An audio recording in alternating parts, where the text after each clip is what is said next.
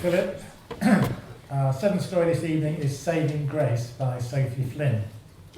Since graduating with an MA in creative writing earlier this year, Sophie has been editing her first novel, a psychological thriller that will shortly be in the inboxes of agents everywhere. Many of her short stories have been published and won competitions.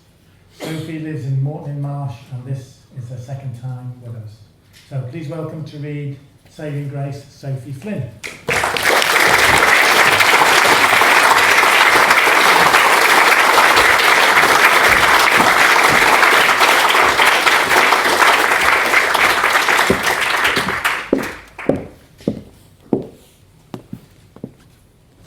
Saving Grace.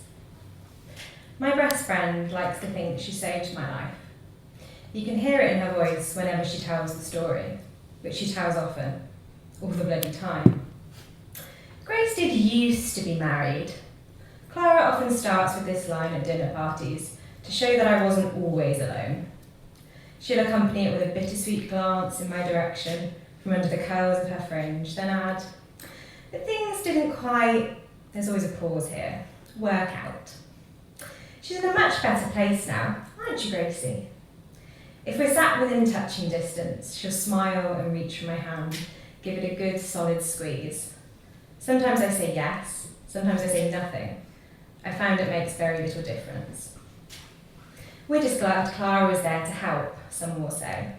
Clara will nod furiously and tut, leaving enough silence so that whoever is hearing the story for the first time has space to ask, what happened? Usually followed by, if you don't mind me asking, which Clara never does. Grace doesn't mind, do you? Clara says before I can reply. More women should talk about these things. Did you know that 1 in 3 women will experience domestic violence during their lifetime? I imagine she Googled facts about domestic violence shortly after the incident, then wrote the good ones down on post-it notes to memorise. The only way to bring that number down is for victims to speak out, she'll say. Another favourite line. I don't point out that the victim here isn't speaking out at all. I just let my friend go on and on. By this point in the story, the audience member tends to murmur apologetically or offer some sombre words, tinged with enough intrigue to let Clara know that despite being sorry to hear that something awful happened to me, they still want to hear all about it. I'll never forget that night, Clara will say. The others often agree, shaking their heads. Occasionally, one of them will allow their eyes to fill with tears at the imagined memory. Everyone likes to be associated with tragedy once it's over. No one wants to miss out on the action once the horror is safely packed away. But the only stars that evening were Clara and I.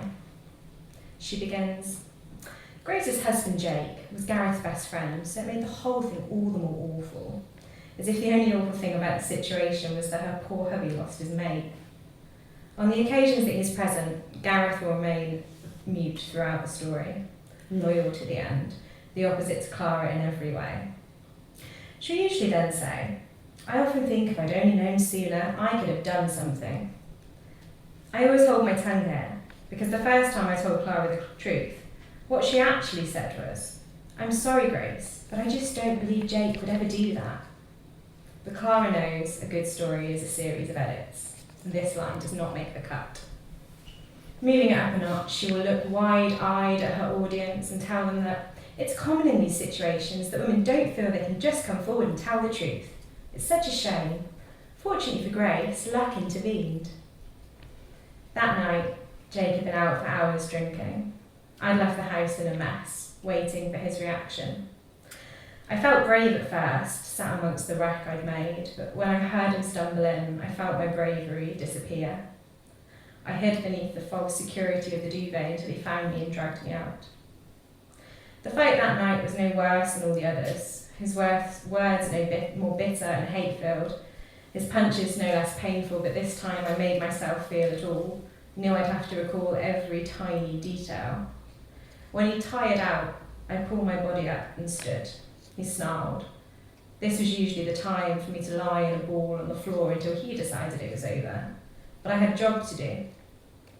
When he pushed me back down, I started screaming the practice lines I'd held buried in my head for years, the ways he'd hurt me, abused me, ruined me. The last 9 I delivered carefully and clearly, desperate for my voice to be heard. I'm going to call Clara. He smacked me around the face like I hoped he would, and I screamed long and hard, drowning out Alexa as she responded to my command, calling Clara. For the next few minutes, Clara listened to it all from the comfort of her home, while Jake did what Jake did best. Finally, she had no choice but to believe me. Through the silence, once Jake's fists had tired, her small, strangled voice came through the speakers. Gracie, are you there? I'm coming over.